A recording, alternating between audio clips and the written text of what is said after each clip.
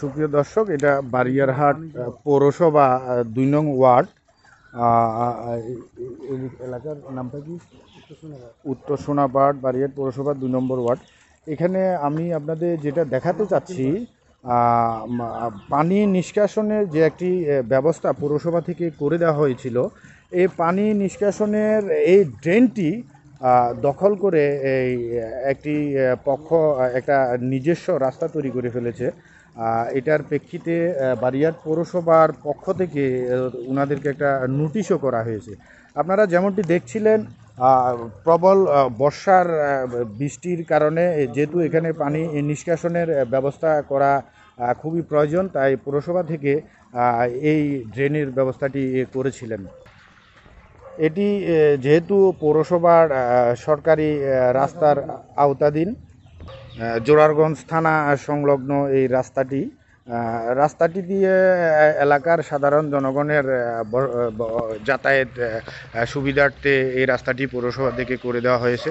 দেখতে পাচ্ছেন এখানে নিজস্ব সিদ্ধান্তে যে রাস্তাটি করা হয়েছে, বিল্ডিংয়ের মালিক আমি আপনাদের যদি দেখাতে চাই, এটি এলাকাভিত্তিক একটি অভিযোগ পত্র, এলাকার কিছু গণ্যমান্য ব্যক্তিদের স্বাক্ষরিত একটি লিখিতভাবে অভিযোগ করেছেন জোরারগঞ্জ থানার আওতাধীন বসবাসরত এই এলাকার বাসিন্দারা।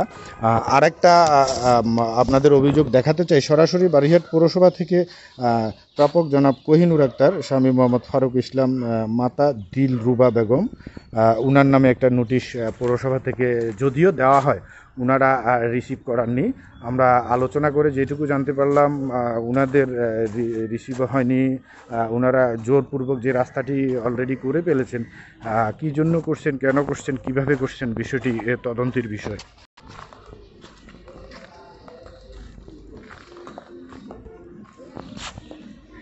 আমি আপনাদের দেখাতে চাই, এই পানি এদিক দিয়ে যাচ্ছে।